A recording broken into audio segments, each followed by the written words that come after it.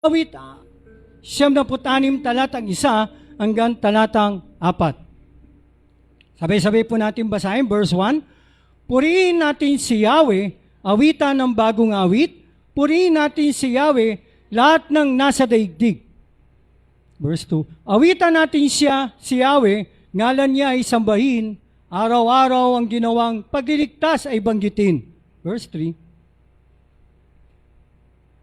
Kahit sa ay ipahayag na si Yahweh ay dakila, sa madla ay ipahayag ang dakila niyang gawa. Verse 4, siya ay dapat na igalang. Amen. Praise God. Tayo po sumunod sa lahat sa umaga pong ito. Sa pangalan ng anak na si Jesus, kami po ay patuloy na nagpapakumbaba na lumalapit sa iyong harapan, Panginoon, sabay samba mo, ang dalangin namin, O Diyos, gabayan at patnubayan mo po sila na makarating na maluwalhati na nasa pag-iingat na iyong mapagpalang kamay upang sila ay aming makasama sa umagang ito na patuloy na magpupuri at magpapasalamat sa iyong dakilang pangalan.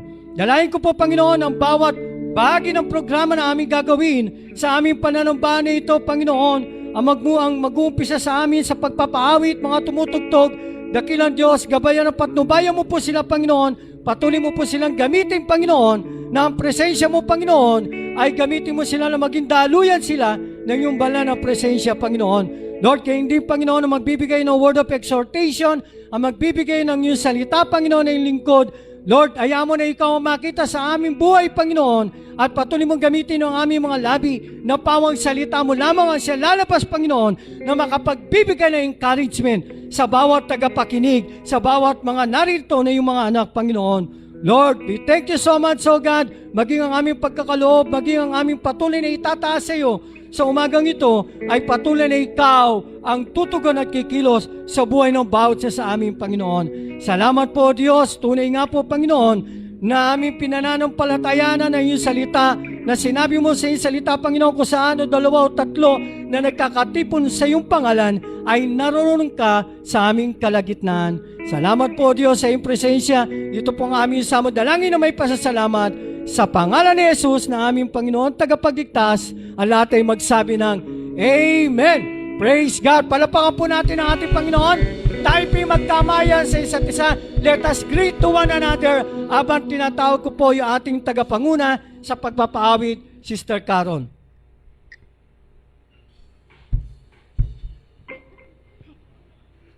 Amen. Magkamayan po tayo sa isa't isa.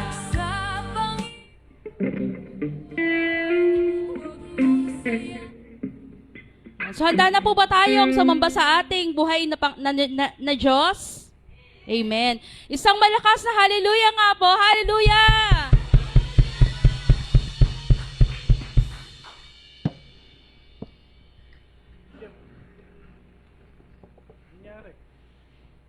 So, i-ready po natin ang ating mga sarili. Magpasalamat po tayo sa Panginoon sa panibagong araw na ibinigay niya sa atin, sa kalakasan, sa malusog na kalusugan ng pangangatawan, at sa pagpapala ng buhay.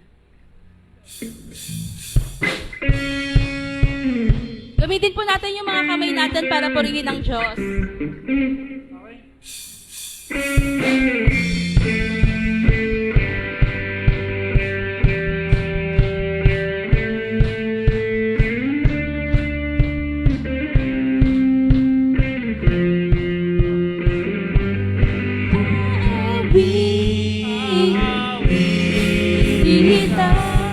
Lagi kang pagmamasdan ang iyong kagandahan.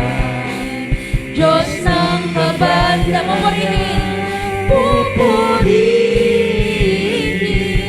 lagi kang sasampahin ang pangalan mong banal, sa tuwina ay sasambitin, aawitan. Lagi ng pagmamasdan ang iyong kagandahan, Diyos ng kabanalan. Habang buhay, papuri ko'y itataas, hindi mo magwawakas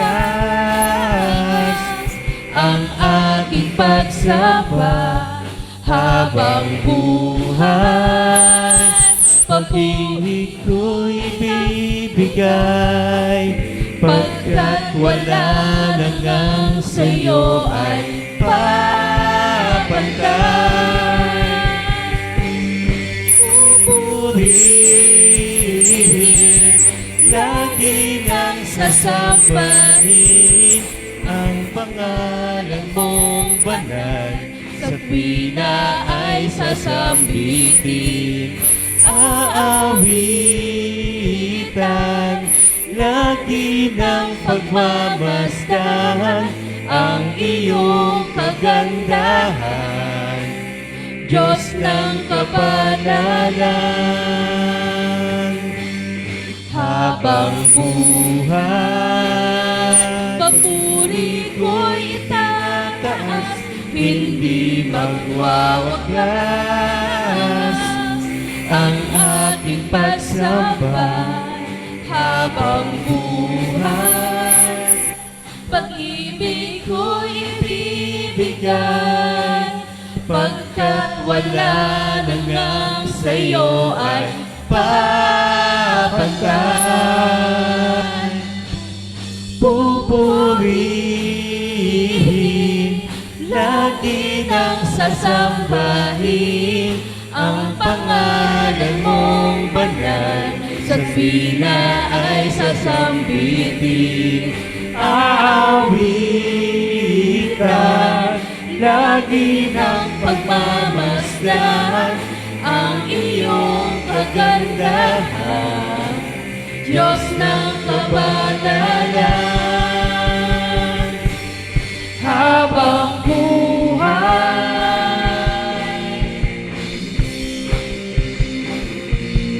habang buhay,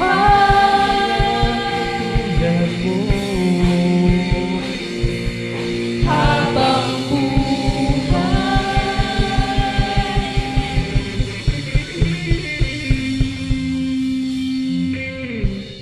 Salamat, Panginoon. Habang buhay kami magpupuri at sasamba sa iyong kadakilaan. Salamat, Panginoon, sa biyaya mo lamang kami nabubuhay, Panginoon. Sa biyaya mo lamang kami nakakapagpuri. Kaya, Panginoon, tanggapin mo lahat ng papuri at pagsamba namin sa iyo, Panginoon.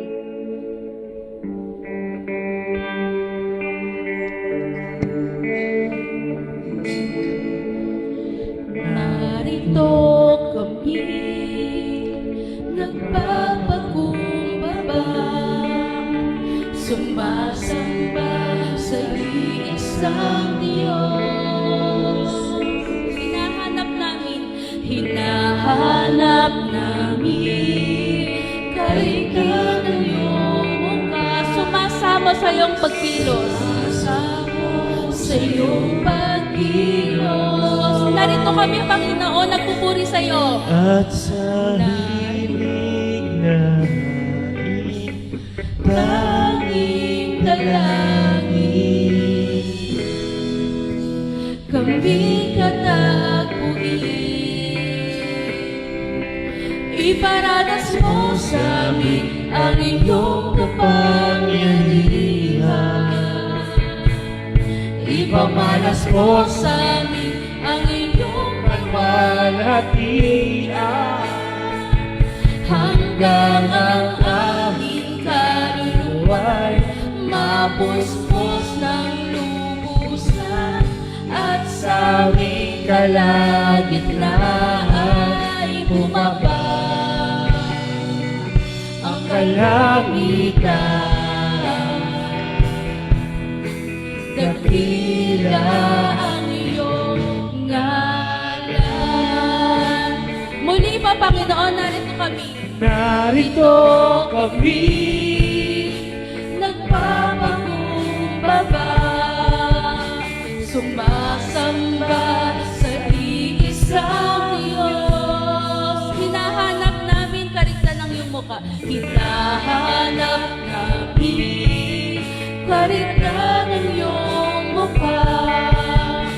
Sumasamo sa iyong pagkilos. sa himig na hain dalangin. Natagpuin mo kami, Panginoon. Kami katagpuin. Iparanas mo sa amin ang iyong kapangyarihan. Iparanas mo, Ipamalas mo sa amin ang iyong kalwalhatian. Hanggang ang aming kaluluwan mapuspos ng lubusan, at sa aming kalagitnaan ay bumaba ang kalangitan. Dakila ang iyong ngalan. Iparanas mo sa amin, Panginoon. Iparanas mo sa amin ang iyong kapangyarihan. iparanas mo, Ipamalas mo sa amin ang iyong kalwalhatian. Hanggang ang aming kaluluwan mapuspos ng lubusan, at sa aming kalagitnaan ay bumaba ang kalangitan. Dakila ang iyong ngalan. Dakila ang iyong ngalan. Dakila ang iyong ngalan. Sabihin mo, kapatid, sa Panginoon. Dakila ang iyong ngalan. Dakila ang iyong ngalan.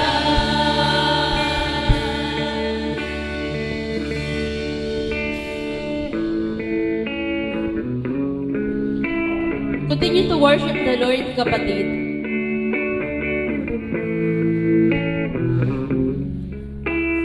Patuloy, Panginoon, na maghari ka sa aming mga buhay.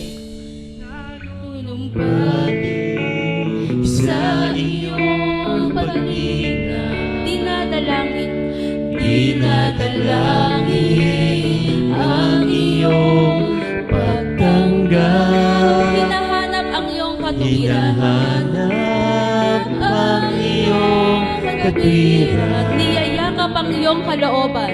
Niyayakap ang iyong kalooban. Nanunumbalik, Nanulumbalik sa iyong paghari ka, Panginoong Jesus, maghari ka. Sa buhay ko, sa puso ko, Panginoong Jesus, maghari ka.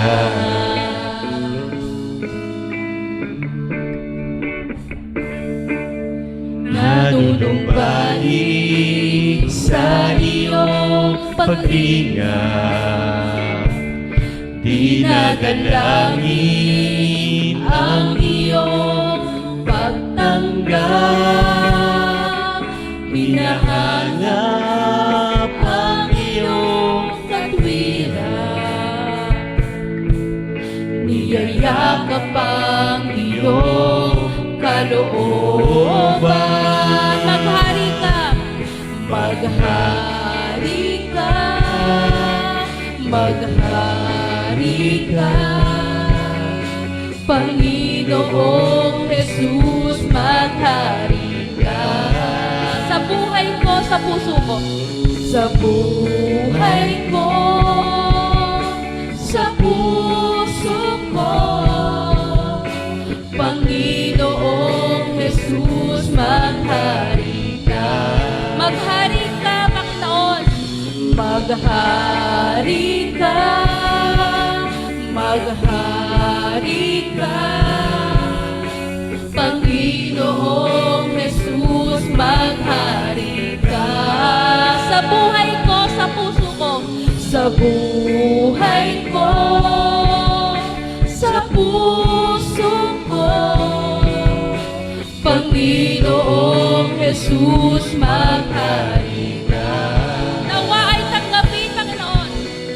Nawa ay tanggapin ang buhay na daan. Nakalulungkot sa iyong harapan. Nakalulugod sa iyong harapan. Ang bawat pagbigang at pagpitik ng puso'y mag-aalay sa iyo. Ng pagsamba, ng pagsamba, buong Lakas itatanghal kita. Nawa ay tanggapin ang buhay na laan. Nakalulugod sa iyong harapan. Ang bawat paghinga at pagpitik ng puso'y mag-aalay sa iyo. Ng pagsamba, buong lakas habang buhay. itatanghal kita. Ang bawat paghinga, ang Bawat paghinga at pagpitik ng puso'y mag-aalay sa iyo. Ng pagsamba, buong lakas habang buhay. itatanghal kita.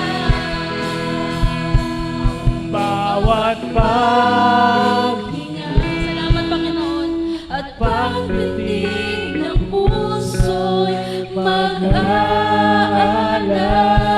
sa iyo. Ng pagsamba, buong lakas itatanghal kita. Itatanghal kita. Itatanghal kita. Amen, Lord.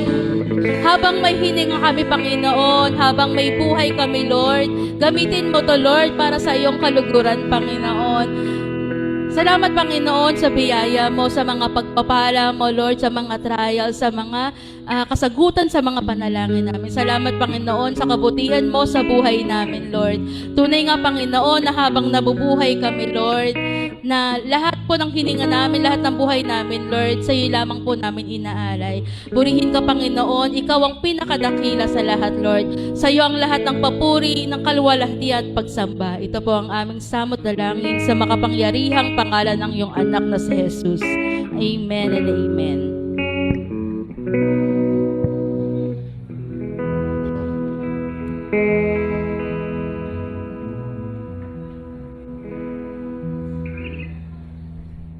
Amen. Praise God. At salamat sa ating kapatid sa pangunguna niya sa atin sa pag-aawitan. Ano po?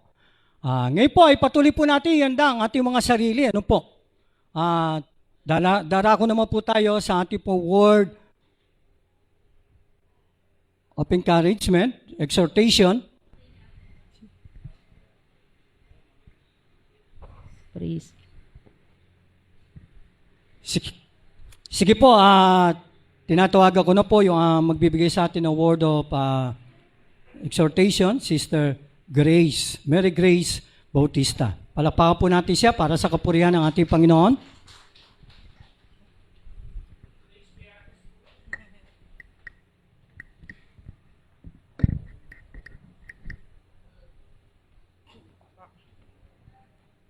Good morning po. Acceptance ng tao o yung wait lang po. Sorry. Good morning po. Lahat tayo ay gusto ng acceptance. Sino bang gustong ma-reject, mapahiya, o mapag-usapan? Kaya minsan, alam mong tama ang isang bagay, nag-aalangan kang gawin. At minsan, kahit alam mong mali yung ginagawa naman ng mundo, sinusunod mo pa rin dahil iniisip mo, ano kaya ang sasabihin ng ibang tao? Blessed morning po, mga kapatid. Gayon na rin po sa ating mga kapatid na nanonood po sa ating live stream. Kamusta po kayo? I hope po na nasa maayos po kayong kalagayan sa kabila po ng naging matinding mga pag-ulan nitong mga nakaraang araw. Halos 2 linggo po tayong nakaranas na walang tigil yung ulan. Kaya salamat sa Panginoon dahil ngayon maganda na po yung panahon natin at sama-sama po tayong nananambahan sa Kanya. Tayo po ay magkakasamang sa umagang ito na magnilay ng Kanyang salita. Tayo po ay manalangin. Panginoon, maraming salamat po sa umagang ito na kami po ay iyong muling idinako. Maraming salamat, Panginoon, sa kabutihan mo at katapatan mo sa buhay namin, Panginoon. At patuloy mo po kaming gabayan at ingatan sa lahat ng aming gagawin, sa lahat ng aming mga desisyon, Panginoon. Patuloy mo kaming pangunahan sa aming kalagitnaan sa umagang ito. Ito pong aming dalangin sa pangalan ni Jesus. Amen. Kapatid, marahil may mga pagkakataon na mas iniisip mo yung opinyon ng ibang tao. Takot ka kasi tayo na matawag na KJ or Killjoy, weird, minsan corny, pero kapatid, ang paalala po sa atin ngayong umaga bilang followers of Christ ay binago na po tayo. Hindi na tayo nakabase sa opinyon ng ibang tao. Nakatuon na tayo kay Kristo dahil ang tunay na lingkod ng Diyos ay hindi na sarili o ibang tao ang piniplease kundi ang Panginoon na sabi nga po ni Paul sa Galatians 1 verse 10, hinahangad ko bang kalugdan ng tao o ng Diyos? Kung ang hangarin ko ay kalugdan pa rin ng tao, hindi ako magiging lingkod ni Kristo. Kapatid, ang opinyon ng tao ay pabago-bago. Today, pwedeng they support you, pero tomorrow, they may criticize you. Pero kapatid, ang kalooban ng Diyos ay hindi nagbabago. Ang approval ng tao ay temporary, pero ang approval po ng Diyos ay eternal. Sa atin pong pag-aaral ng salita ng Diyos ngayong umaga, isa sa mga paalaala sa atin na hindi lahat ng approval ay blessing. Sinabi nga po ni Paul na kung ang goal niya ay mapasaya lang po ang tao, hindi siya magiging tunay na lingkod ni Kristo. May mga pagkakataon na kailangan mong pumili. Ano bang mas mahalaga para sa iyo? Popularity o yung obedience? Acceptance ng tao o yung approval po ng Diyos? Comfort o yung calling? Kapatid, hindi po masama na respetuhin ang opinyon ng iba, pero hindi ito dapat mas mataas kaysa sa boses ng ating Diyos. At paano nga ba natin maririnig ang boses ng Diyos? Una, basahin po natin yung salita niya. Pagbulay-bulayan po natin ito, na yan po yung kanyang love letter para po sa atin. Ito po yung Biblia o yung Bible. At i-assess po natin yung ating puso. May mga desisyon ba akong pinagpapaliban dahil natatakot ako sa sasabihin ng ibang tao? Pangalawang paalala po sa atin sa Proverbs chapter 29 verse 25, ang sabi po rito ay, ang pagkatakot sa tao ay bitag, ngunit ang nagtitiwala sa Panginoon ay magiging ligtas. Kapag masyado po nating iniisip yun, yung opinion ng iba, nawawala po yung confidence natin na sundin ng Diyos. Minsan, kasi iniisip po natin na baka i-judge nila ako, baka pagtawanan nila ako, baka hindi na nila ako tanggapin. Pero ang tanong po ay hindi kung approve tayo ng tao, kundi approve nga po ba tayo ng Diyos? kapag ang identity natin ay naka-anchor kay Christ, hindi na po tayo madaling matinag ng comments, criticism, or rejection. For example po, tayo po ay masyadong inclined sa social media. Bilang Kristiyano, kahit ano pa yung sabihin lang pambabash, basta mag-stand po tayo what is right at alam natin na sa Panginoon po tayo, hindi po tayo magpapatinag sa sasabihin po ng ibang tao. Kaya kapatid, i-declare natin today at sa araw-araw kung sino ba tayo sa paningin ng Diyos. Sabihin natin na, let us declare na, Lord, I am loved, I am forgiven, I am chosen, I am God's child, and I am a new creation. I am free from condemnation, and I have a purpose, and I belong to Christ. Huwag po nating hayaan na nakawi ng takot yung identity natin kay Kristo. Pangatlong reminder po, sabi naman po sa 1 Samuel chapter 16, verse 7, hindi tumitingin ng Panginoon gaya ng pagtingin ng tao. Ang tao ay tumitingin sa panlabas na anyo, ngunit ang Panginoon ay tumitingin sa puso. Kaya, kapatid, nung pipili po si Samuel na magiging hari po ng Israel, akala niya isa sa mga nakakatandang kapatid po ni David yung pipiliin dahil sa kanilang anyo at sa kanilang tindig. Pero hindi po, sila yung pinili ng Diyos. Si David na isang batang pastol pa lamang noon, yung pinili po ng Diyos. Maaring maliit lang po si David sa tingin ng ibang tao, pero iba yung nakita ng Diyos sa kanya. Hindi po niya kinailangan ni David na maging impressive sa paningin ng ibang tao para maging valuable or mahalaga po siya sa Diyos. Ganon din po sa atin mga kapatid. Minsan, may mga taong hindi naiintindihan kung bakit pinipili po nating maging mabuti. Halimbawa po, may nakita ka pong pera or yung may nakita ka pong cellphone sa daan, pero mas pinili mo po itong ibalik sa authority or sa may nagmamay-ari. Hindi po minsan ito naiintindihan ng ibang tao kung bakit yung mindset po natin o yung pagiging honest po natin kahit sa gipit ng mga sitwasyon, mas pinipili po natin gumawa ng mabuti. Hindi nila magets kung bakit nagpapatawad ka, umiiwas ka sa kasalanan, o mas pinipili mo pong sundin yung calling ng Panginoon sa iyo. Maaring hindi po nila nakikita yung dahilan ng mga desisyon po natin, pero kapatid, hindi naman po yung approval ng tao, yung sukatan po ng identity na kailangan po nating patunayan, kundi yung sarili mo sa lahat, kundi manatili ka pong tapat sa Diyos dahil nakikita po niya yung puso mo kahit hindi ito nakikita ng iba. Marami pong bagay din po dito sa mundo ang maaaring humila sa atin palayo sa Diyos. Minsan ay impluwensyahan po tayo ng ginagawa ng iba dahil ayaw natin itong maiba. Pero bilang mga Kristiyano po, tinatawag tayo ng Diyos na huwag sumunod sa takbo ng mundo. Ang pagiging Kristiyano po ay hindi lamang pagsasabing, I believe in God. Nakikita ito sa ating choices, words, attitude, at lifestyle. Ang sabi nga po sa Romans 12 verse 2, do not conform to the pattern of this world, but be transformed by the renewing mind. Ang ibig pong sabihin ng do not conform ay huwag nating hayaan na ang mundo ang humubog sa ating isip, ugali, desisyon, at pamumuhay.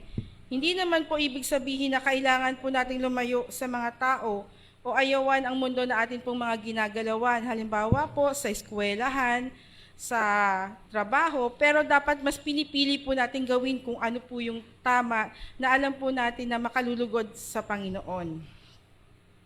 Kahit ito po ay ginagawa ng maraming tao.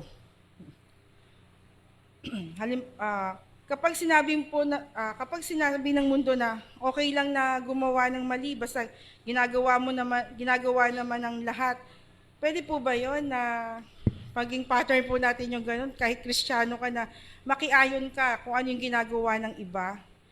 Tayo po ay binigyan na ng Panginoon ng fruit of the Spirit na pwede po natin mapagtagumpayan ng mga bagay na to. Kaya dapat maging matalino po tayo sa mga pagkakataong ito. Sinabi din po ng verse na binasa po natin na, be transformed by the renewing of your mind. Nagsisimula ang pagbabago sa isip. Kapag pinupuno po natin ang ating isip sa salita ng Diyos, unti-unting nagbabago ang ating pananaw, desisyon at pamumuhay. Don't let the world change you. Let God transform you. Hindi natin kailangan makisabay sa karamihan para tanggapin tayo. Bilang Kristiyano, piliin po natin yung gawin ng tama kahit tayo lamang ang gumagawa nito.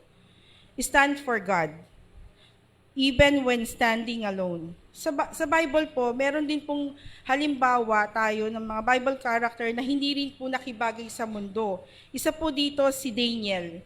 Ang sabi po sa Daniel 1:8, nagpasya si Daniel sa kanyang puso na hindi niya durungisan ang kanyang sarili. Si Daniel po ay isang magandang halimbawa ng Romans 12:2 na kahit napunta siya sa Babylon at napalibutan ng ibang kultura at gawain, hindi niya hinayaan na baguhin po siya ng kanyang paligid. Nanatili po siyang tapat sa Diyos. Hindi siya sumunod sa lahat ng ginagawa ng iba. Mas pinili po niyang sundin ang kanyang paniniwala at maging faithful sa Panginoon. Maaari tayong mapalibutan ng mga taong gumagawa ng mali, pero may choice tayong manatiling tapat sa Diyos. Kapag may pressure na sumunod sa mali, maging tulad po tayo ni Daniel.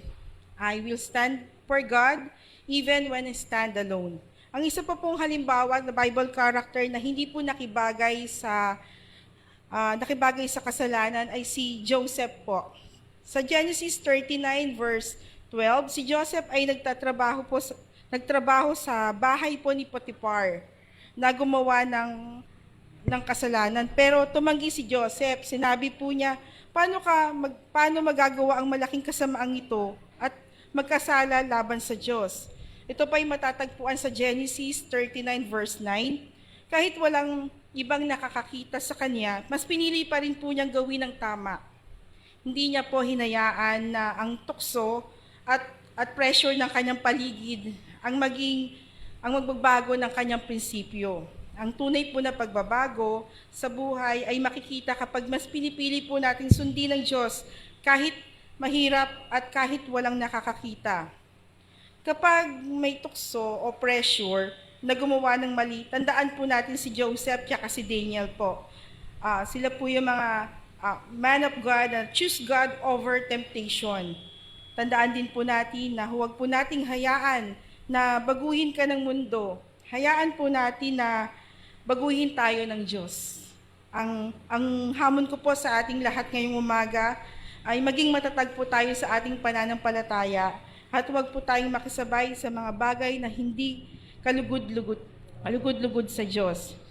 Be different, be transformed, live for Christ. Bilang pangwakas po, nanyayahan ko po kayong ilagay niyo po yung inyong kamay sa inyo pong dibdib. And let us declare po, sabihin po natin na hindi ako makikiayon sa mundo, magpapabago ako sa Diyos. Salamat po at magandang araw po.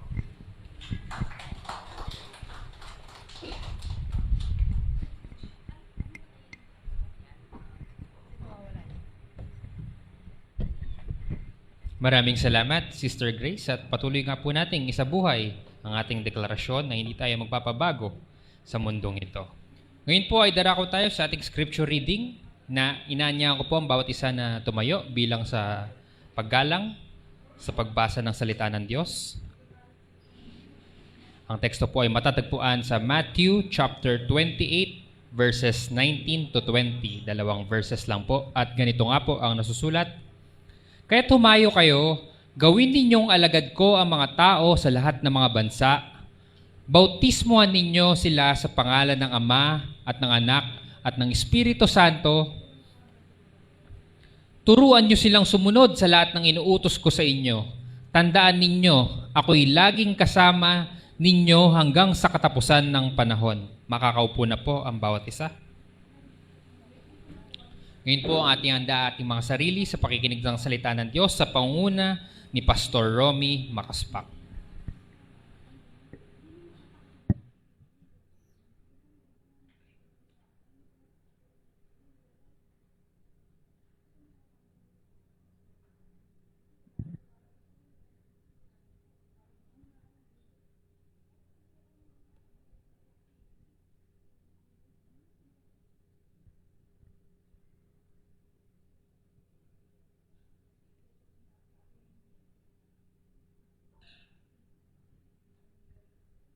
Sige po, bago po ko mangaral ng salita ng Diyos, ay magbibigay po muna ng special number ang mag-ama si Brother Marvin at si Sister Gwen. Palakpakan po natin sila para sa kapurihan ng ating Panginoon.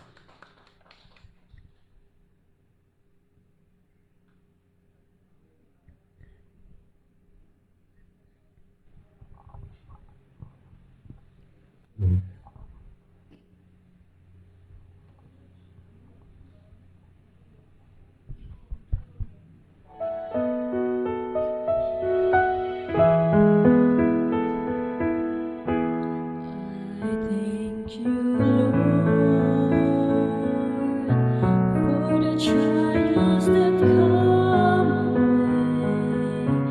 In that way I can grow each day as I let you lead. And thank you, Lord, for the patience those trials bring. In the process of growing,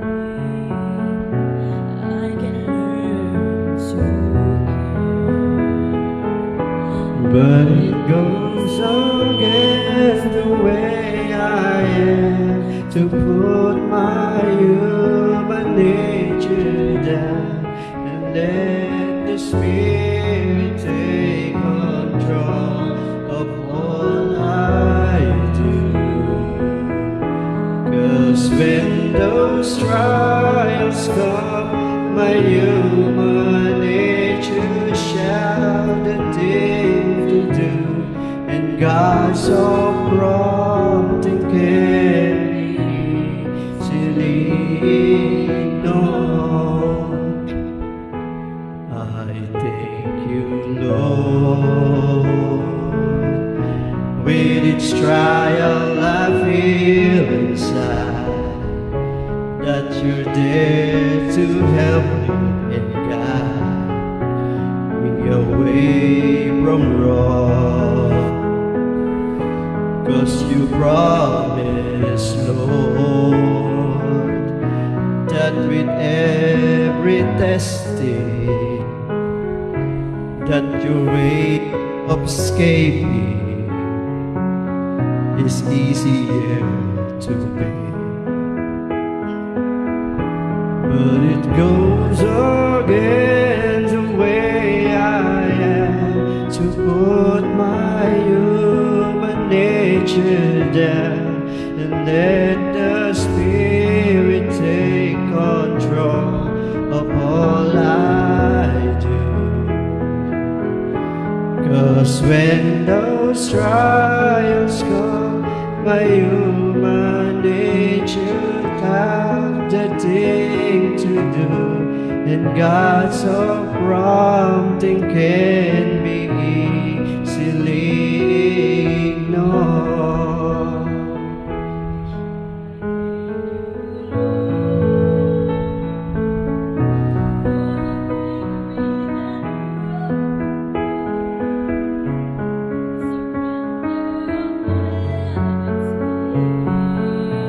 Life is so worthwhile.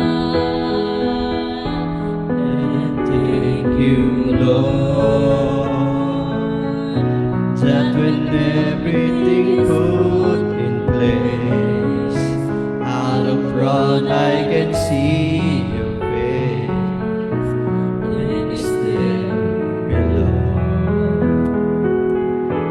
But it goes against the way I am to put my human nature down. Let the Spirit take control of all I do. 'Cause when those trials come, my human nature shouts the thing to do. And God's love prompting can be easily ignored. So give me strength to do thy holy will, my Lord.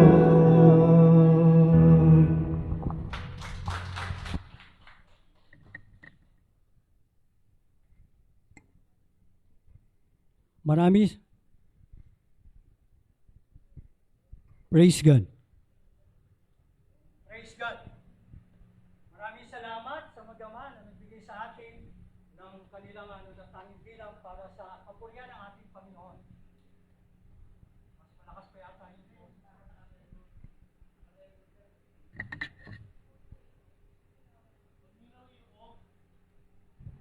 Praise God.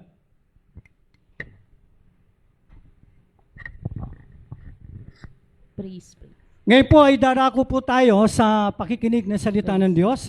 Yung binasa kanina na Mateo Kapitulo 28, talata 11 hanggang 20, pakiano po uli, verse 19, kaya tumayo kayo, gawin ninyong alagad ko ang mga tao sa lahat ng mga bansa, bautismohan ninyo sila sa pangalan ng Ama at ng Anak at ng Banal na Espiritu Santo.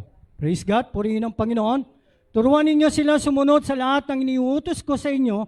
Tandaan ninyo, ako'y laging kasama ninyo hanggang sa katapusan ng panahon. Ito pong scripture na ito ay isinulat bago po ang ating Panginoong Yesus ay umakyat sa langit. Meron po siyang tagubilin. Meron po siyang tabilin. Katulad po ng mga tatay, sa kanilang mga anak. Ako po, naranasan ko po yon. Noong ang aking ama ay may karamdaman na at nakakaramdam na siya ay malapit nang umuwi sa presensya ng ating Panginoon, ay pinatawag niya po ako. Hindi lamang po ako, 7 kami magkakapatid, pero ako po ang isa sa pinakamahalagang pinatawag niya. Pangalawa, yung isa naming kapatid na panganay na babae, at yung pangatlo, yung taga-Cavite na kuya ko. At doon kaming 4 ay nag-uusap, nagbigay na abili sa akin yung aking ama, na sabi ng aking ama, Romy, dahil sa ikaw ang pinakabunso sa aking mga anak, ibinibiling ko sa iyo na ikaw ang umalalay sa iyong mga kapatid. Ipaglaban mo kung ano yung karapatan ng bawat kapatid mo. Kaya, yun ang di ko makalimutan. Nung ang tatay ko po ay naihatid na namin sa kanyang antungan, at doon, nag-umpisa na yung time na nagkaroon na ng problema doon sa mga ari-arian na ipinamana sa amin. Ginamit ko yung ibinigay na bili sa akin ng aking ama at yun yung aking ipinaglaban. Pero bago ko po yun tinarap, yung aming kapatid ay umingi muna ako ng payo sa isang attorney na aking kaibigan. At doon, ipinaliwanag ko doon sa aking kapatid na kami na yung mga kapatid ay meron na tayong kanya-kanyang parte na ibinigay ng ating ama. Kaya hindi na natin pwedeng pakialaman yung parte ng bawat isa. Igalang natin yung tagubilin ng ating ama. Kaya, ganun na lamang yung aking pagmamalasakit sa aking mga kapatid, pero hindi pa rin nasunod yun. Meron talagang, hindi nawawala talaga sa magkakapatid. Yung meron talagang, sabihin na natin na sakiman. Di po ba? Kaya ipinaglaban ko sila. Sabi ko, hindi mo pwedeng angkinin yan. Yan ay sa kapatid natin. Wala na siya, patay na eh. Ganon. Hanggang sa piniliwanag ko yung mga ibinigay sa akin paliwanag ng attorney. Alam niyo po, ganun din ang ating Panginoong Yesus. Yung kanyang tagubilin, yung kanyang abilin ay napakahalaga. Hanggang sa panahon natin ngayon, hindi lamang sa kanyang mga alagad, kundi sa bawat mananampalatayang Kristiyano na tinatawag na ngayon ay kanyang mga alagad. Sino po rito ang nakaranas na siya ay pumasok sa tinatawag na discipleship class ng isang iglesia? Taas ang kamay. Sino po ang na-disciple na rito? Praise God. Salamat po. Alam niyo po, napakahalaga na tayo bilang isang mananampalataya ay pumasok sa discipleship class. Ano po? Kaya ang ating pong paksa ay patungkol po sa bakit mahalaga ang discipleship lalo na sa panahon ngayon. Tandaan po natin, hindi sapat ang maging attendee ka o church attendee ka. Tinawag tayong maging tunay na disciple. Yung nga po, no? Marami ngayon ang connected sa internet pero disconnected sa Diyos. Maraming may libo-libong followers sa social media pero walang spiritual na mentor. Maraming nakikinig ng sermons sa YouTube pero walang taong nagtatanong, kamusta na ang buhay mo kay Kristo? O ba? Alam niyo po, ako, si Pastor Edwin, pareho kami naranasan namin na maging isang disciple. Po. Salamat sa nag-disciple sa akin, yung aking spiritual father. Marami ako natutunan sa kanya no ako'y bago pa lang mananampalataya. Talagang ipinokus ko yung aking sarili sa pag-aaral, sa pagtuturo niya. At ako'y nagpapasalamat. At yung mga itinuro niya sa akin ay nagamit ko hanggang sa ngayon sa pagmiministeryo sa ating Panginoon. Kaya, bagamat siya'y nadudoon na sa piling ng ating Panginoon, yung una po yun, siya po ay si Pastor June Mendoza. Yung pangalawa po, yun yung naging pastor namin ni Pastor Edwin. Si Pastor Pabs Junicio. No? Naalala ko nung pastor, meron driver noon eh. Yung kasama ko si Pastor, talagang maiiyak ka talaga habang naalala ko yung kwento na ito.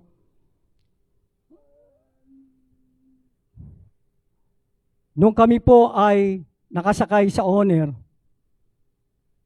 at kami nagtatawid ng Rilisan train dito po sa may Albert Santos, bigla pong uminto yung sinasakyan naming owner. Kami po papunta ng Pampanga during that time para sa misyon. Alam niyo po, yung mga kasama ko sa loob, nagtalunan. Kasi ito na, malapit na yung train. Ayaw umistart yung owner, tumigil. Pero ako, yung driver, pati si pastor, na spiritual father ko, hindi kami umalis. Kami ay nag-pray. And then, nung ito na malapit na, bigla pong umandar yung owner. Kaya ang sabi ng aming spiritual father, doon sa mga tumalon, asa na yung pananampalataya ninyo sa Diyos? Bakit nauna yung takot ninyo?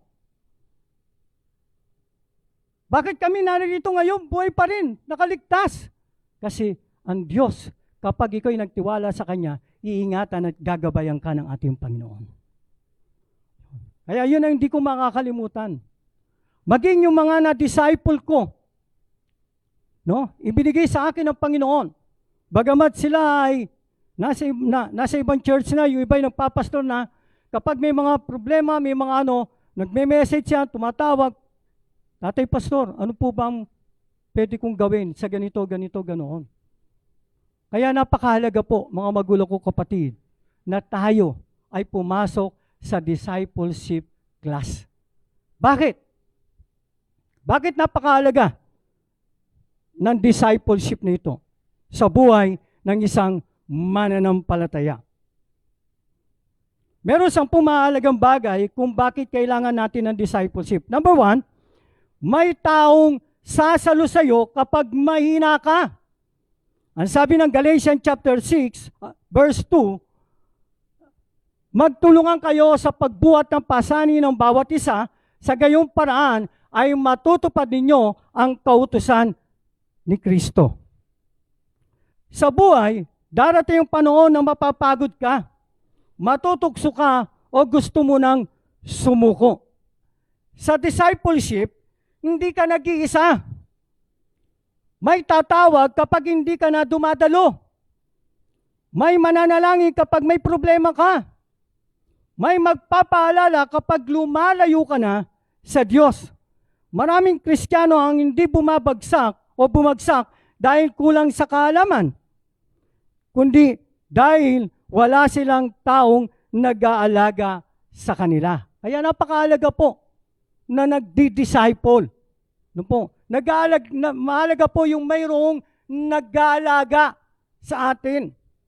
Kasi sila yung mga tao na laging sumusubaybay, sila yung mga tao na patuloy na nananalangin sa iyo. Di po ba? Amen? Yan. Kaya, ipagpaumanin niyo po, kapag kayo po'y nakakatanggap sa akin ng mga scripture o yung mga messages, yan po ay galing mismo sa aking puso para sa pagbibigay ko ng patuloy na suporta upang kayo ay mapalakas ko sa pananampalataya sa ating Panginoon. Wala po akong ibang intensyon doon, kundi ito ay magamit ninyo sa inyong mga buhay. Di po ba? Kaya napakahalaga po na meron talaga nangangalaga sa bawat isa sa atin. Yung meron tayong matatawag na spiritual father. Di po. Pangalawa, hindi basta-basta malilin lang.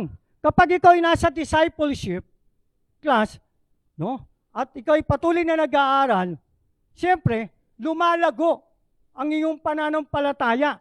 Kaya kapag mayroong mga nagtuturo na alam mo na hindi ayon doon sa mga napag-aaralan nyo o na ituturo sa iyo, hindi mo basta-basta ito tatanggapin. Di po ba? Amen? Yon, magagamit mo yung 2 Timothy chapter 3 verse 16. Di ba? Ang salita ng Diyos, no? Ay nagtutuwid yan. Di po ba? Yon. Ang sabi na Ephesians chapter 4 verse 14 to 15 ay ito ang ating mababasa. Nang sa gayon, hindi na tayo magiging tulad ng isang batang madaling matangay ng sari-saring aral. Hindi na tayo maililigaw ng mga taong ang hangad ay dalhin tayo sa kamalian sa pamamagitan ng kanilang kautusan at panlilinlang. Verse 15, sa halip sa pamamagitan ng pagsasalita ng katotohanan sa diwa ng pag-ibig, tayo dapat maging lubos sa katulad ni Kristo na siyang ulo nating lahat. Kaya napakahalaga po talaga, no, na nag-aaral, no, ng salita ng Diyos sa discipleship class. Ang discipleship sa panahon ngayon,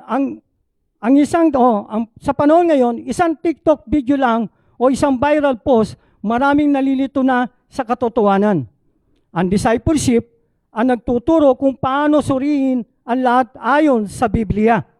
Hindi lahat ng motivational quote ay biblical. Hindi lahat ng preacher online ay tama. Hindi lahat ng trending ay kalooban ng Diyos. Ang disciple ay marunong mag-discern. Yon. Kaya isa yon sa mga itinuturo sa discipleship class ay yung matuto tayo mag-discern. no, ng tao o ng mga itinuturo ng tao kung ito ay ayon talaga sa salita ng Diyos sa katotohanan. Di po ba? Amen?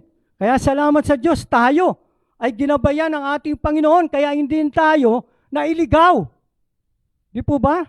Kaya andito tayo ngayon, nakatayo pa rin tayo, stand tayo. Di po ba? Dahil sa aral na ibinigay sa atin ng ating Panginoon. Number 3, may accountability ka. Hebrews chapter 10, verse 24 to 25. Hebreo, sikapin din natin gisingin ang damdamin ng bawat isa sa pagmamahal sa kapwa at sa paggawa ng mabuti. Verse 25, huwag natin kaliligtaan ang pagdalo sa ating mga pagtitipon gaya na nakasanayan ng iba. Sa halip, palakasin natin ang loob ng isa't isa, lalo na ngayon nakikita natin malapit na ang araw ng Panginoon. Yan. Napakaganda, di po ba? Kaya tayo po bilang isang mananampalataya, magkakapatid sa pananampalataya sa ating Panginoon, kapag meron po tayong suliranin, kapag meron po tayong problema, lumapit po tayo doon sa ating kapatid na alam natin na malalim sa pananampalataya na pwede tayong humingi ng payo. Pwede tayong humingi ng panalangin sa kanila. At alam natin na itong mga tao na ito na ginagamit ng ating Panginoon ay mabibigyan tayo at magagabayan niya tayo sa tamang paraan na naayon sa salita ng ating Panginoon. Amen? Praise God! Yun ang dapat nating gawin. Ano pa?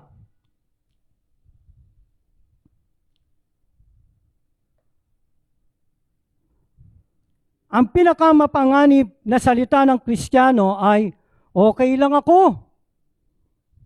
Kahit hindi na nagbabasa ng Biblia, kahit hindi na nananalangin, kahit unti-unti na lumalamig sa discipleship, may taong magtatanong, kamusta ang prayer life mo? Kamusta ang pamilya mo? Kamusta ang paglakad mo kay Kristo? Hindi para husgahan ka, kundi para tulungan kang bumangon. Di po ba napakaganda, di po ba? Kapag hindi ka nakikita ng iyong kapatid, ng iyong kaibigan, na hindi ka na nakakadalo, minsan tatawagan ka, minsan bibisitahin ka, tatanungin ka, ano ba ang dahilan, ano ba ang problema, bakit hindi ka nakakadalo? At doon, ini-encourage ka niya, pinalalakas ka niya. Di po ba? Yun ang gawain ng isang alagad ng ating Panginoong Hesus. Di po ba? Yun. Pangapat, mas mabilis ang iyong spiritual growth kapag ikaw ay pumasok sa tinatawag na discipleship class. 2 Peter chapter 3 verse 18, sa halip patuloy kayong lumago sa kagandahan loob ng ating Panginoon at tagapagligtas na si Jesucristo at sa pagkakilala sa Kanya ang kalwalatian ngayon at magpakailanman. Yun. Di po ba? Kaya napakaalaga po talaga. No?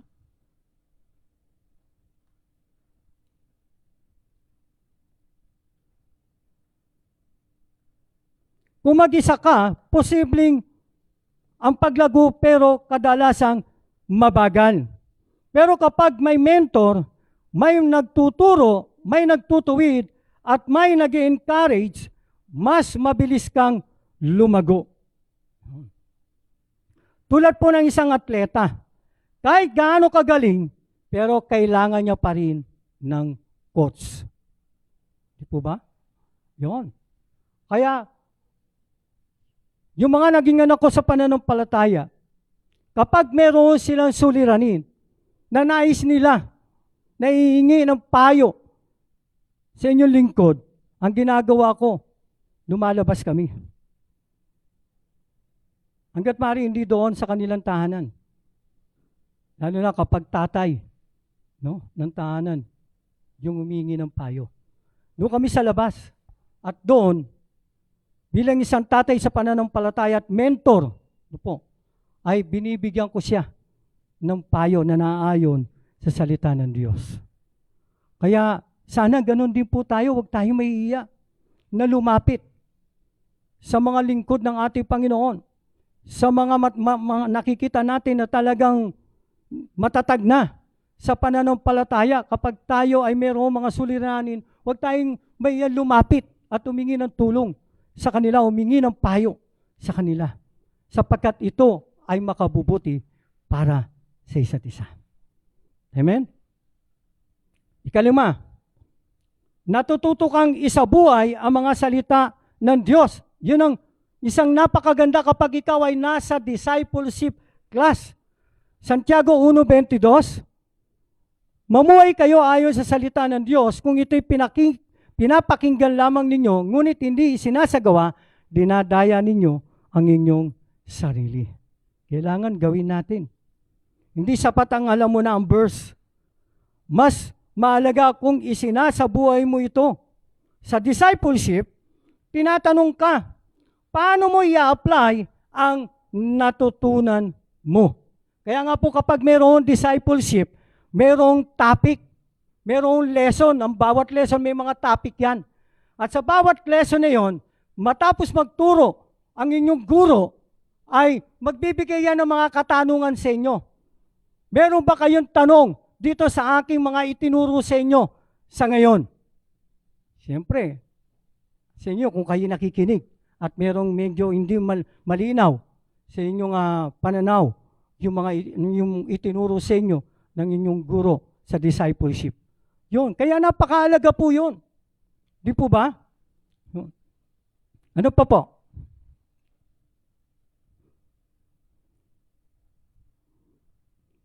Paano mo i-apply ang natutunan mo? Ano ang binago nito sa buhay mo ngayong linggo? Knowledge without obedience produces pride. Truth with obedience produces transformation. Totoo po yun. Po. Ika-6, lumalakas ang iyong pananampalataya kapag ikaw ay pumasok sa discipleship class. Romans chapter 10, verse 17. Kaya't ang pananampalataya ay bunga ng pakikinig at ang pakikinig naman ay bunga ng pangangaral tungkol kay Kristo.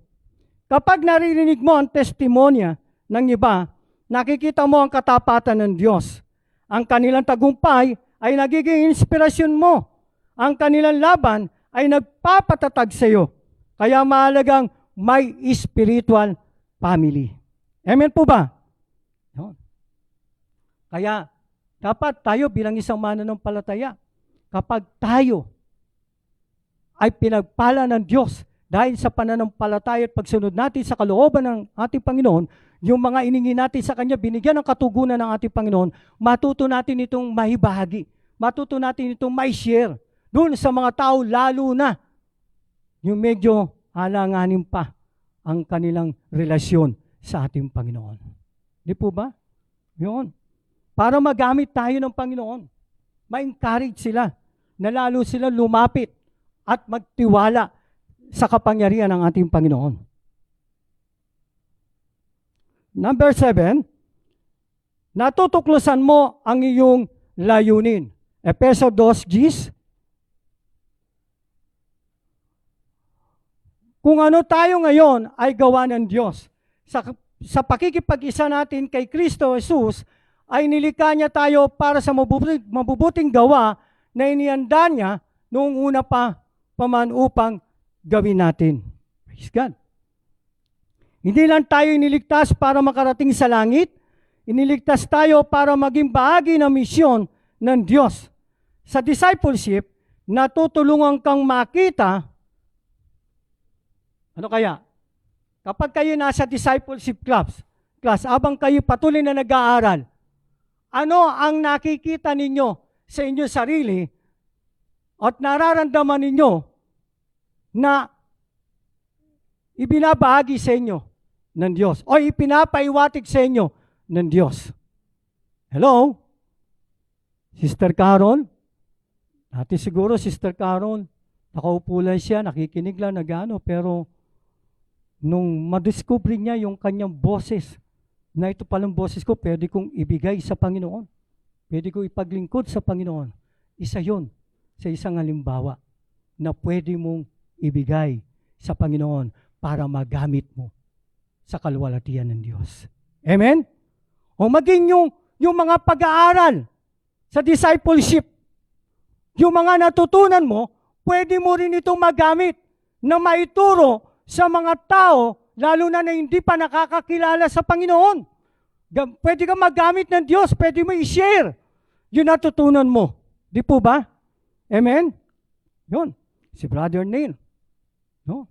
Yung pagigitara niya, pwede niya ito magamit. Pwede siya magturo. Sa ministry na yun ay pinagkaloob sa kanya ng Panginoon. Yun. Lahat po tayo meron pong bahagi sa gawain ng ating Panginoon. Alam niyo po, meron po talagang inilaan sa atin ng ating Diyos. Pero, bago mangyari yan, dapat alam mo kung nasa saan ka ngayon. Di po ba? Amen? Yun. Number 8, nagiging matatag ka sa gitna ng krisis. 1, Kapitulo 16, talatang 33.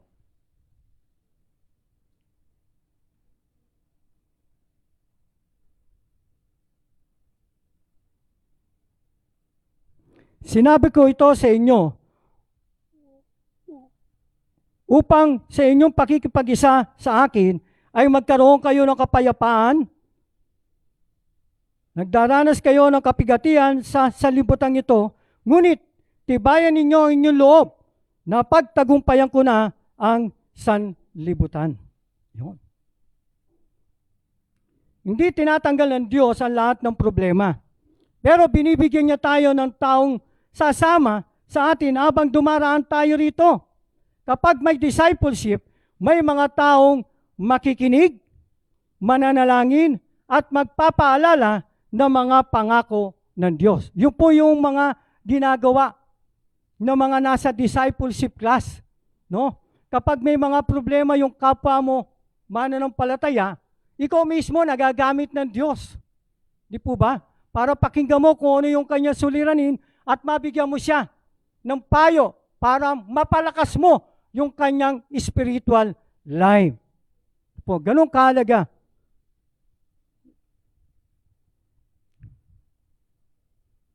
Number 9, nagkakaroon ka ng tunay na pamilya. Gawa, Kapitulo 2, talatang 42 hanggang 47.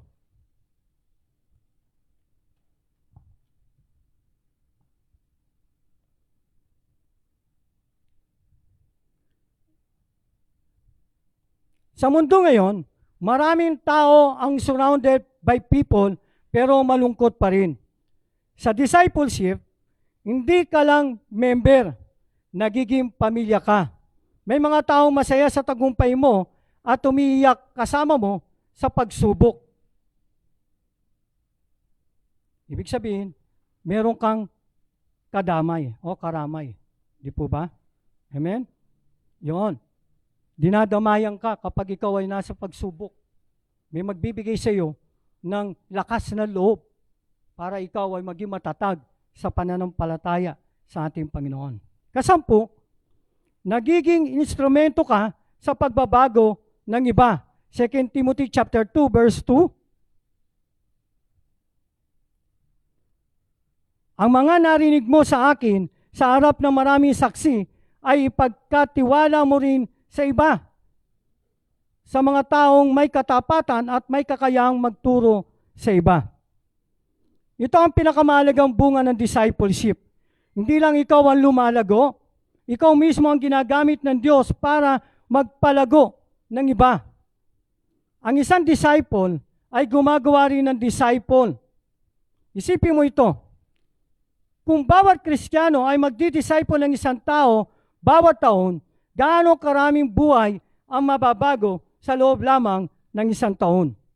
Sa panahon ngayon, hindi ang pinakamalaking pangangailangan ng tao ay ang mas maraming impormasyon. Mas maraming impormasyon kaysa dati. Ang kailangan ng tao ay transformation.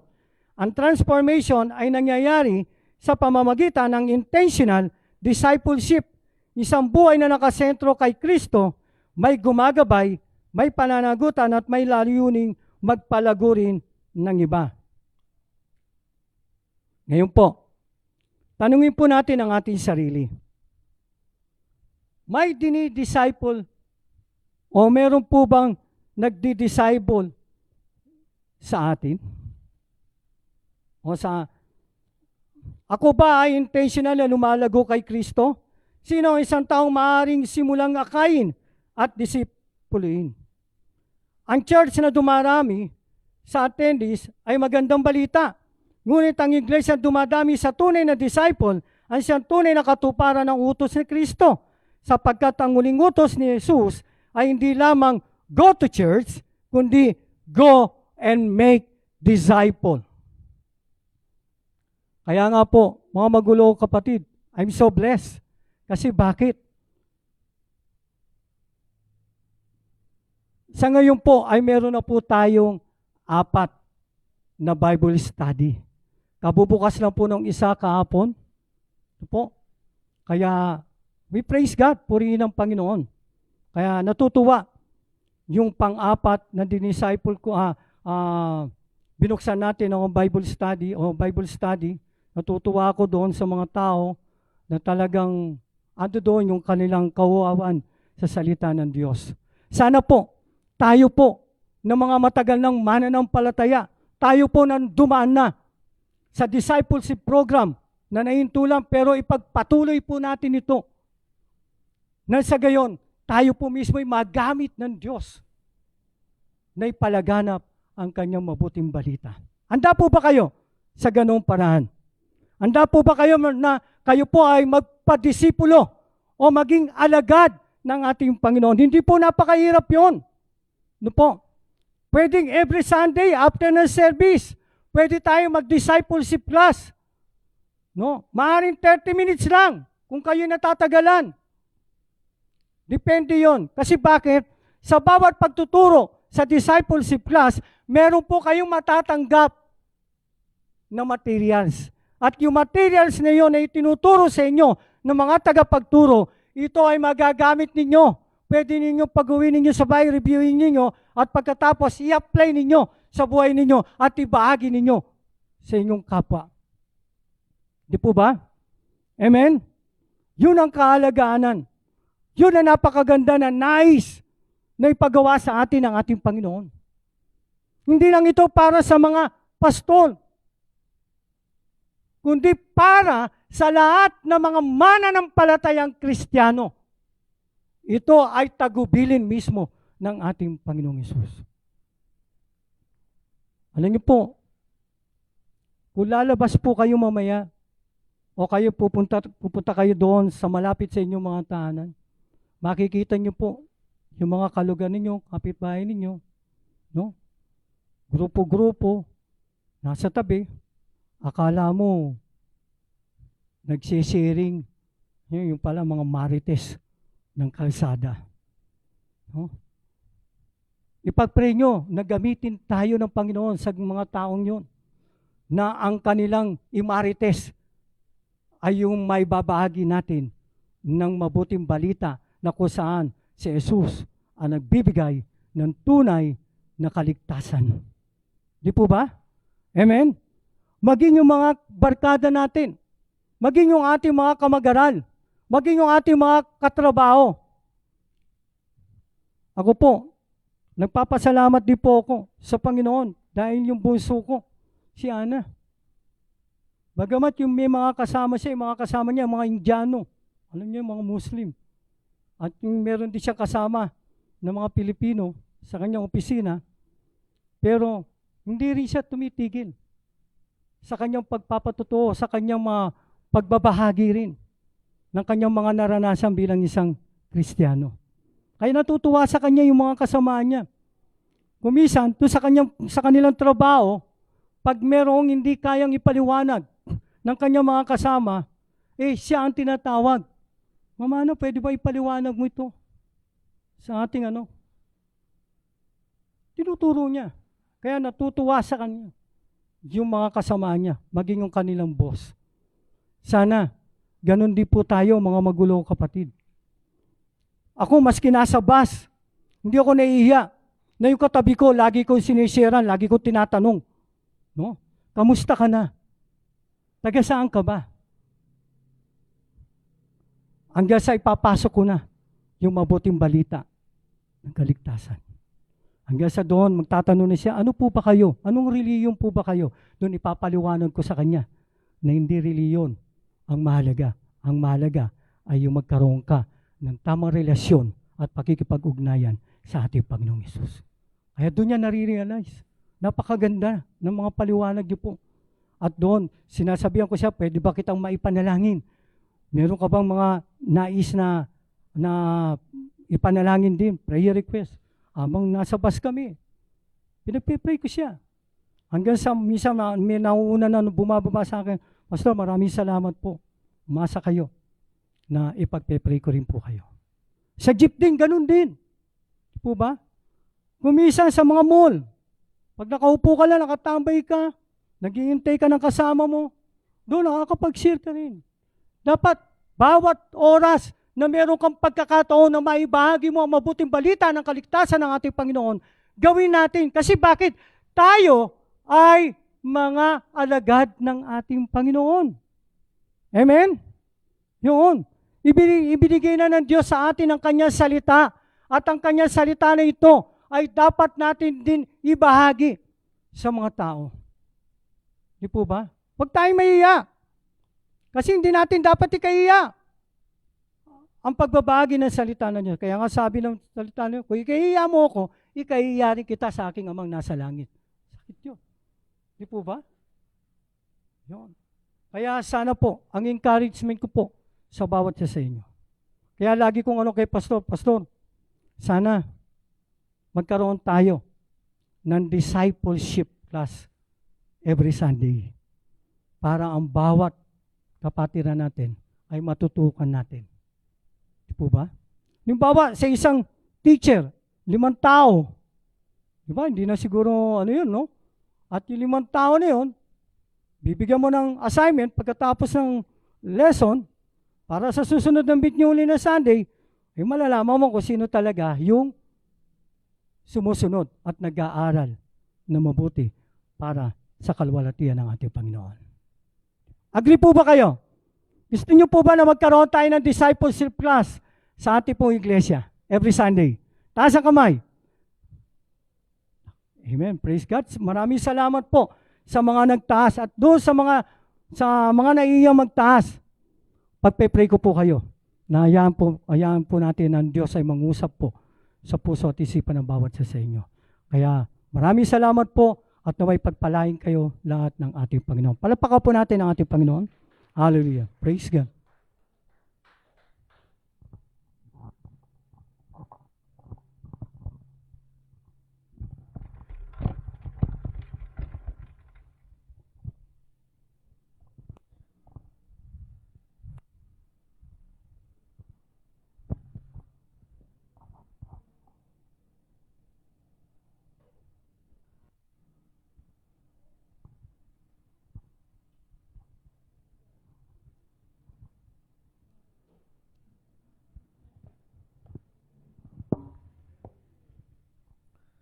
Maraming salamat, Pastor Romy.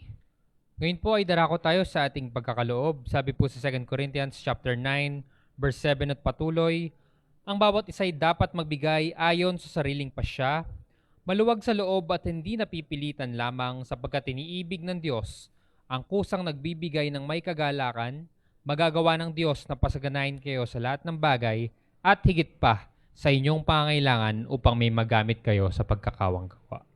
Sige po, sa mga nais pong magkaloob.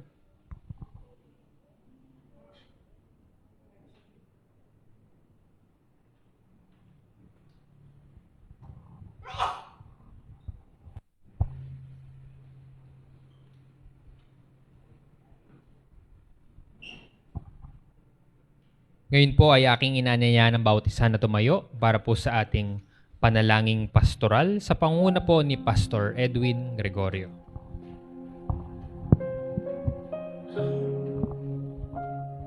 Tayo po ay manalangin. O Diyos, salamat po sa mga nalikom.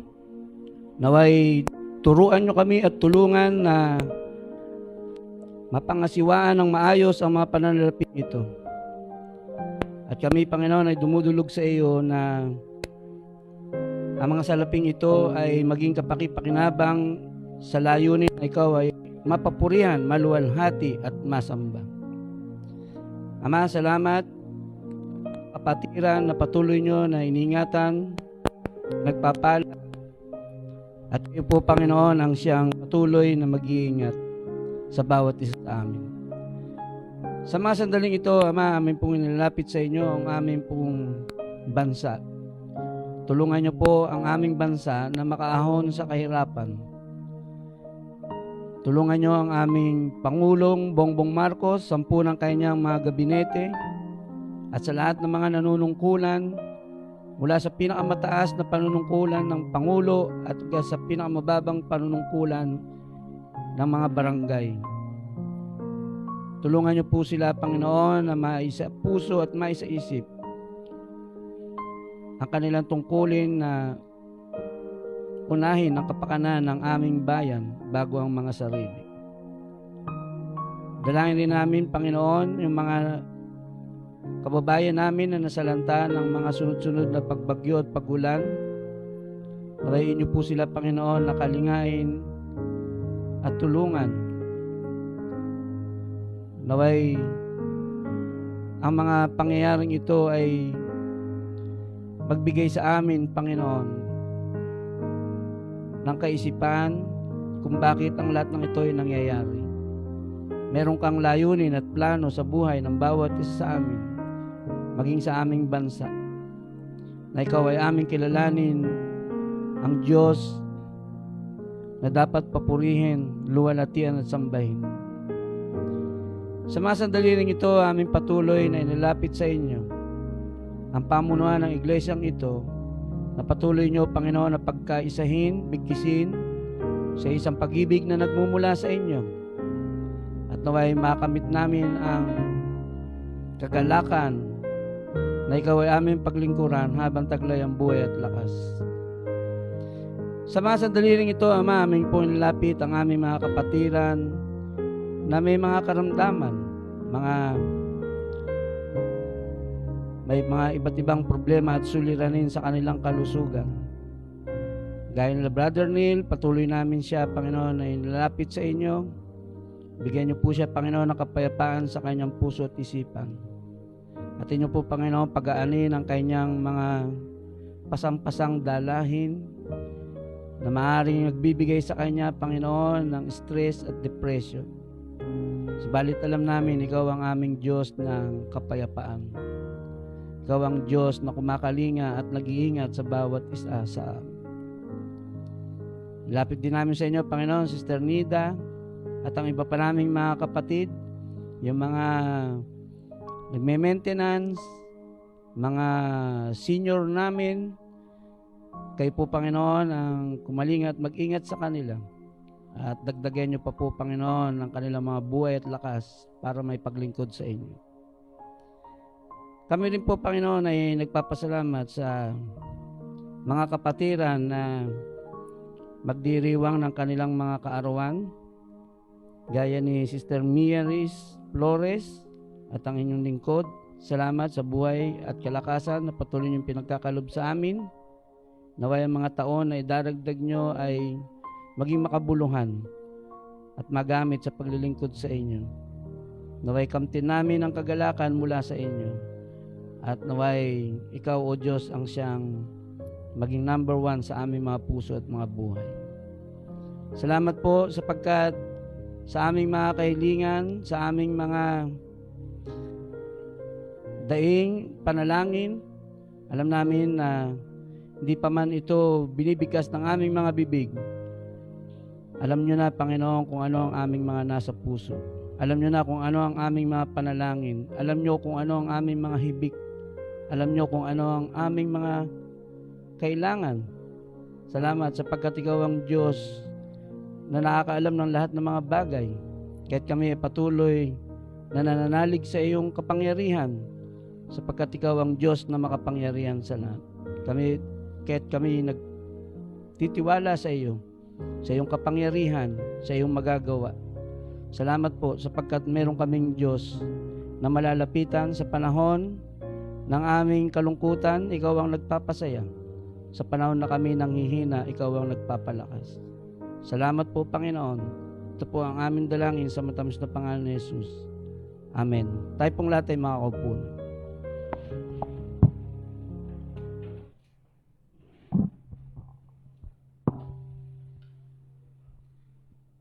Ngayon po, darako tayo sa ating greetings and announcements.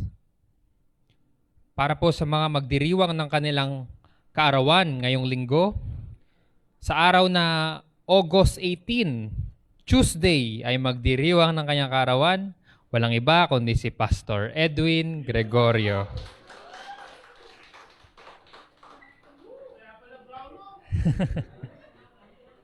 Advance happy birthday po, Pas. At sa August 21 naman po, Friday, ay magdiriwang din na kanyang kaarawan si Mia Riz Flores. Advance happy birthday, Mia. Wala po tayong nagdiriwang na kanilang wedding anniversary. Gayunpaman, para po sa mga nagdiriwang na kanilang kaarawan at anibersaryo na wala rito, ay maligayang pagbati ang pinapaabot ng Balot Christian Church. Para po sa ating mga announcements, gawain sa loob at labas ng simbahan, prayer meeting po every Saturday at 7:30 p.m. po. Patuloy po yan. Ito po ay ginaganap sa ating simbahan sa ganap na alas 7:30 p.m. Face-to-face and via online po sa ating Facebook page mapapanood din. Bible study naman every second and third Sunday po. Patuloy din po yan every 2 p.m. Dito po yan ginaganap sa ating simbahan din. Meron pong men's and women's fellowship every fourth Sunday. Dito rin po ginaganap sa ating simbahan every after service. So sa lahat po ng mga nagnanais na makidalo ay para po sa kalalakihan ay lumapit po kay Pastor Romy or kay Pastor Edwin at sa mga kababaihan naman po ay kay Tita Lisa Carino. Board of Council and Workers meeting every second and third Sunday. So sa lahat po ng involved ay mangyari lamang po na makidalo at makisali sa mga pagpupulong na gaya nito na may kinalaman sa mga proyekto at mga iba pang updates para po sa mga gawain sa loob at labas ng ating simbahan. Para naman po sa ating project na pinamagatang Sa Liwanag May Ginhawa, kung inyo pong napapansin ay meron pong modification na nangyari sa ating tapat. Maraming salamat po sa ating mga kapatid na nakiisa sa paggawa ng mga pipings, mga linya ng tubo para sa ating ikalawang palikuran. So, para po sa kalaman ng iba at ng lahat, ay naumpisahan na po ang proyekto natin para po sa ikalawang palikuran. So, yun po. Praise God. Para po sa ating upcoming events and announcements for the month of September, which is our anniversary month. So, meron po tayong water baptism sa September 6, 2026. Ayan po. Meron po siyang orientation sa August 30, huling linggo ho ng buwan ng Agosto. So sa lahat po ng mga nagnais magpabautismo, mangyari lamang po na magpalista kay Sister Jocelyn nang sa gayon po ay maihanda kayo para sa orientation po sa huling linggo ng buwan ng August. First Youth Joint Fellowship na may temang Gilas Kabataan. Ito po ay gaganapin sa September 13, 2026 sa ganap na alas 3 ng hapon po. So sa mga kabataan po natin, meron po tayong series of games, lecturers, and iba-iba pang makakasama natin sa iba't ibang mga churches. So sa lahat po ng mga interesado, sa mga magulang po natin, ng mga kabataan dyan, sabihan po natin, Gilas Kabataan, September 13, wag na wag po kayong mawawala, alas 3 ng hapon. At ito po ang ating 64th anniversary ng Balot Christian Church na may temang Dakila ang Katapatan ng Diyos. Gaganapin po September 27, 2026 at 4 p.m. So, for further details po sa mga susunod na linggo ay maririnig nyo po kung ano po yung mga programa na ating inihahanda para po sa ating anibersaryo. Pero para po sa ngayon, ito po ang ating date, September 27 po. Mark the calendar already at 4 p.m. po ang ating 64th anniversary. So, yun po. Wala pong gawain sa umaga. So, diretso po tayo, alas 4 ng hapon, September 27. So, yun po. Meron po bang additional announcements? Sister Shirley?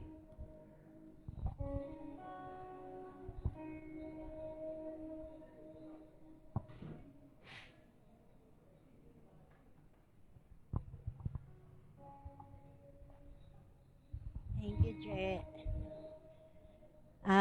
Magandang umaga po sa lahat. Doon po sa ating update po sa ating pong project na ano po, liwanag, yung kanina pong in-announce na liwanag sa may ginhawa, ay alam po natin na nung pa po ay ina-announce na po natin ang ating pong budget po na kailangan na ating pong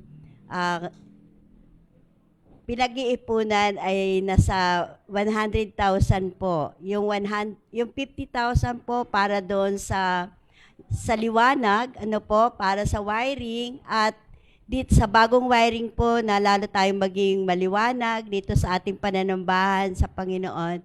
Ngayon po yung ginhawa po ay praise God na kahit di pa po natin na-meet na dapat po 50,000 po yun, ay 26,000 pa lang po ang ating na-meet po doon. So, pero nagsisimula na po dahil po sa napag-usapan po ng mga liderato na kami for the sake po doon sa mga nagtitiis, ano po, na mahirapan pong bumaba dahil po sa sitwasyon at ganun din po sa nalapit na anibersaryo ng ating simbahan, ay tayo, kahit nakalikom po tayo ng 26,000, ay tinuloy na po natin ang pagpapagawa po ng restroom po, yung para tayo maginhawaan, no, ang bawat isa sa atin.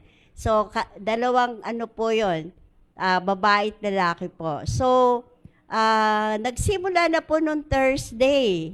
So, palakpakan po natin ang ating Himayas Builders po, ano po, na pinangunahan ng ating Pastor Edwin Gregorio. Yan. Magbi-birthday po sa Martes.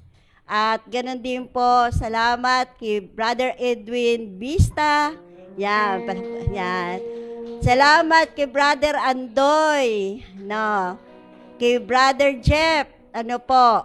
At kasama po na kahapon si Pastor Romy. Ayan po. Sila po yung ating Himayas Builders po. Ngayon po, ay in-encourage ko po ang bawat isa na hindi pa po tapos ang ating, ano po yung ating, yung ating ano po sa ating, doon sa ating, ginawa, dahil yung 50,000, 26 pa lang po. So, in-encourage ko po ang bawat isa na patuloy po tayong, magsuporta po. No, patuloy pa po tayong magbigay, para patuloy pong magawa ang ating nasimulan, po.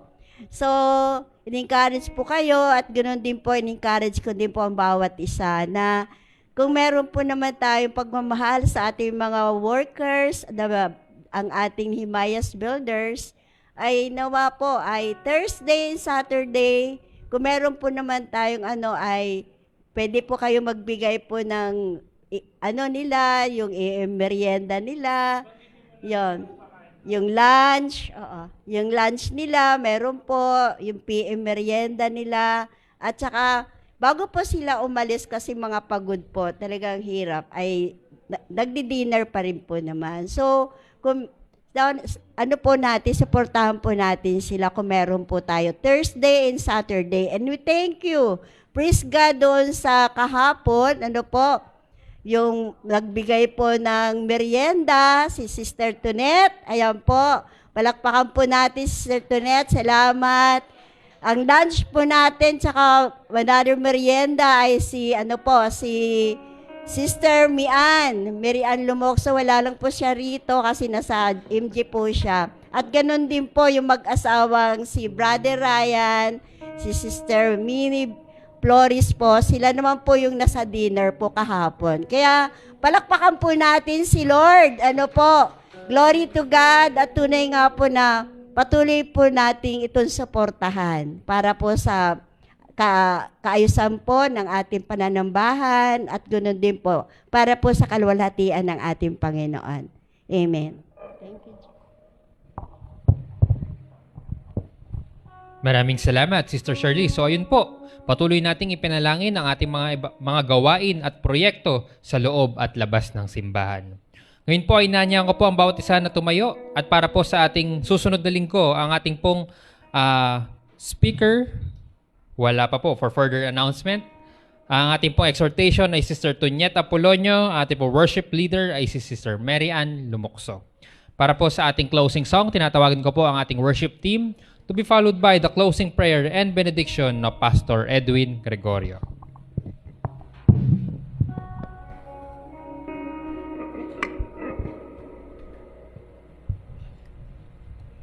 Amen.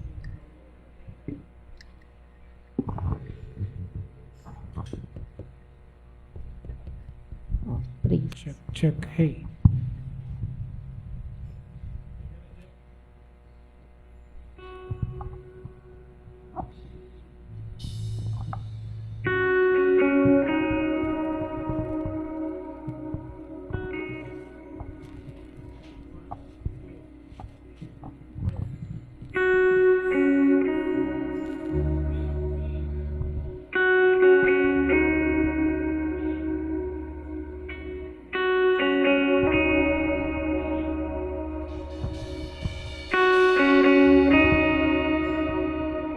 Hindi ko na hinahangad ang yaman ng mundo, pagkat ikaw, Panginoon, ang kasapatan ko, ang kabanalan mo, ang katuwiran mo, ninanasa ng uhaw na puso ko.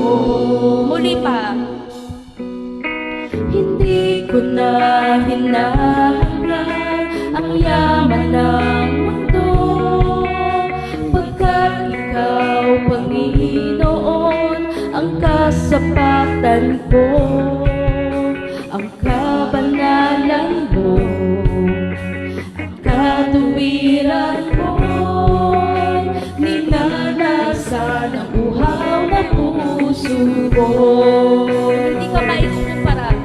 Di ka maikukumpara Sa kahit na kanino pa man. sa kahit na kanino pa man.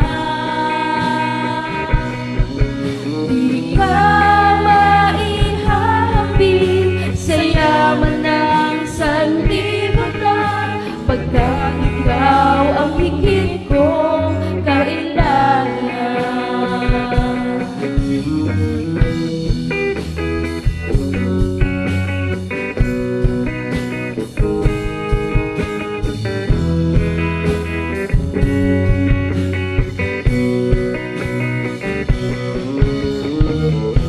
Tunay ka, Panginoon, na hindi ka maikukumpara sa yaman ng mundong ito.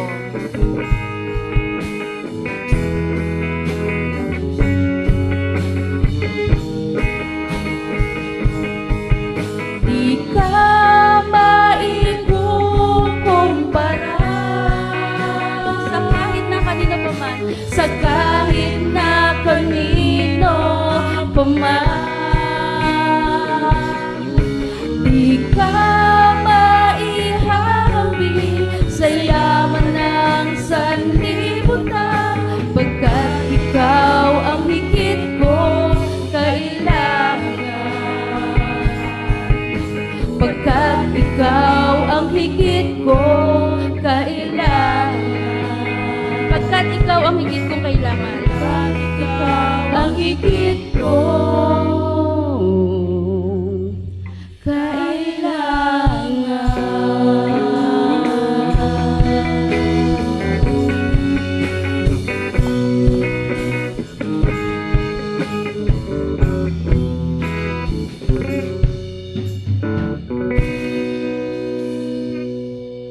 Tayo po ay manalangin. O Diyos, salamat po sa iyong mga salita na naipahayag.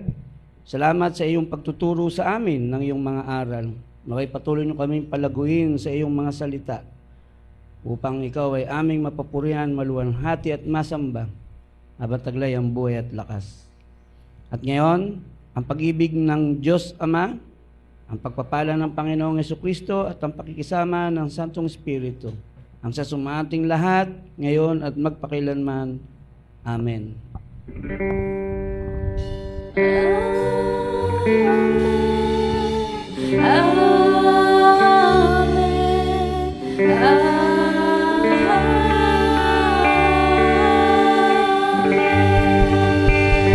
Mapagpalang araw po mga kapatid. See you on Sunday. Pagpalain po tayo ng Panginoon.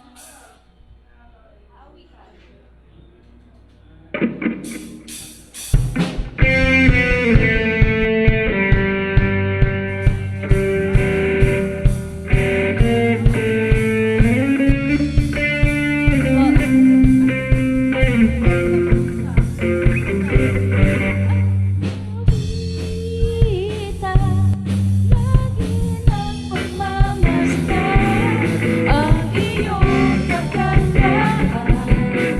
Diyos ng kabanalan, habang Tataas, hindi magwawakas ang aking pagsamba habang buhay. Pag-ibig ko'y ibibigay pagkat wala na nang sa'yo ay babantay. Pupurihin, lagi nang sasambahin ang pangalan mong banal. Sa tuwina ay sasambitin, aawitan, lagi ng pagmamasdan ang iyong kagandahan.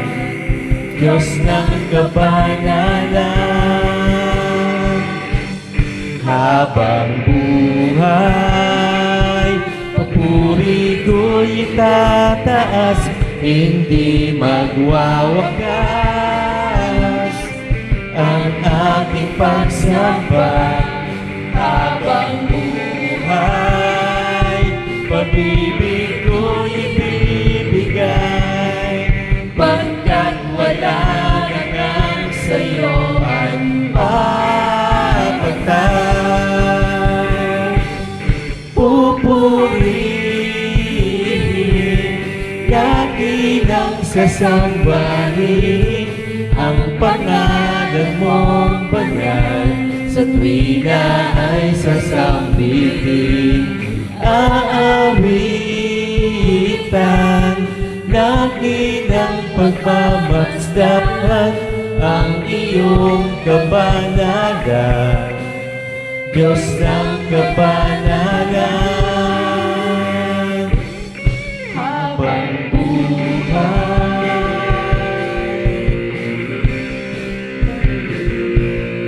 Habang buhay ka lang ang katulad mo. habang buhay.